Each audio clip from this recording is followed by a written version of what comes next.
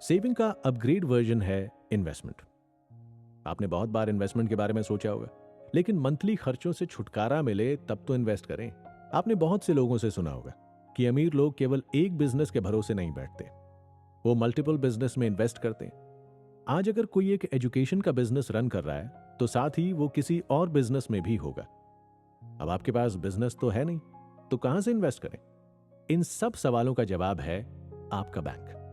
एक common thing सभी middle class में, हम सेविंग अकाउंट खुलवाकर मजे से हर साल मिलने वाले ब्याज का इंतजार करते हैं। मान लीजिए आपके अकाउंट में 4 लाख रुपए। आप उन्हें देख देख कर कितने खुश होते हैं, सोचते हैं कि देखा मेरी अचीवमेंट, आज मेरे पास 4 लाख रुपए हैं, मैं चाहूं तो ये कर लूं, मैं चाहूं तो वो कर लूं। ये सब ख्याली पुलाव कितने सुहाने हैं, है ना? अब आप एक काम कीजिए, अपनी सैलरी का कुछ अमाउंट हर साल एफडी में डालिए। बैंक्स इन पर नॉर्मल सेविंग्स अकाउंट से ज्यादा ब्याज देती है। इसके फायदे ये हैं कि एक तो जो आपके 4 लाख की सेविंग्स थी वो सेफ हो गई और सालाना ब्याज में बढ़ोतरी हुई। अब सैलरी अकाउंट में जो बचा उसे देखकर दिल तो दुखेगा, लेकिन फायदा ये होगा कि अब आप थोड़े से रुपयों को लेकर फिजूल खर्ची छोड़ ज्यादा कमाने की सोचेंगे। दिमाग अब आपको बार बार सिग्नल देने लगेगा कि खर्च कम करो और कमाई ज्यादा। आपको एक समझ पैदा करनी होगी कि आप कुछ ना कुछ तो बचाएं, ताकि इन्वेस्टमेंट पर्पस से महीने या साल के अंत में कुछ नया पैसा बनाया जा सके। इस सेविंग इन्वेस्टमेंट की कोई उम्र भी नहीं है।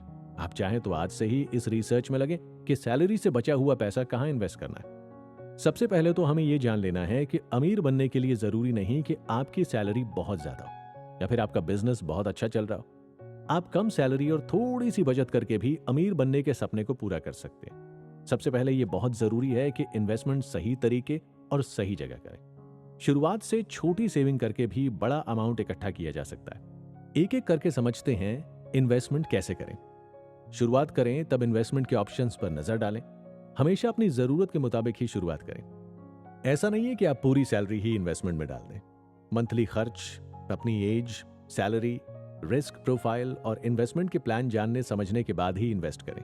सबसे जरूरी है कि आप कितने रिटर्न की उम्मीद कर रहे हैं, यह समझने के बाद तय करें कि इन्वेस्ट शॉर्ट टर्म ड्यूरेशन में करना चाहिए या लॉन्ग टर्म इन्वेस्टमेंट आपके काम आएगा। इसके लिए आप किसी एक्सपर्ट की सलाह जरूर लें। अपनी फाइनेंशियल कंडीशन और ड्यूरेशन के हिसाब से इन्वेस्ट की सोचें। मान लीजिए अगर आप हर महीने 3200 रुपए की सेविंग करते हैं और इस राशि पर आपको 10% का रिटर्न मिलता है, तो सोचिए 30 साल के बाद आपके पास करीब 72,94,000 रुपए होंगे। ये बहुत छोटा इन्वेस्टमेंट था। जितना आप इन्वेस्ट करेंगे रिटर्न में उतना ज्यादा आप पाएंगे। जैसे हमने पहले चर्चा की थी कि सेविंग अकाउंट की बचत को देखकर हमें खुश नहीं होना चाहिए, बल्कि उस सेविंग को बढ़ाया कैसे जाए इस पर सोचना है। सेविंग की राशि को सैलरी अकाउंट में रखने के बजाय अलग अलग कर लें। उस पैसे को अलग अलग जगह इन्वेस्ट करें। पोस्ट ऑफिस और बैंकों की अट्रैक्टिव सेविंग स्कीम इसका सबसे आसान और सेफ तरीका है। अगर आप रिस्क से नहीं डरते हैं तो stock market, mutual fund, PPF, insurance और एलआईसी जैसे ऑप्शंस आपको अच्छे रिटर्न देंगे।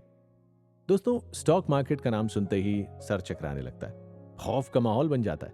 लेकिन अभिषेक बच्चन की गुरु, बिग बुल और सैफ अली खान की मूवी बाजार देखने में बड़ा मजा आता है। देखना नहीं है, हमें करके भी देखना है। सोचिए ये सब किसी ना किसी रियल लाइफ इंसिडेंट पर बेस्ड है, यानी रिस्क तो लिया है।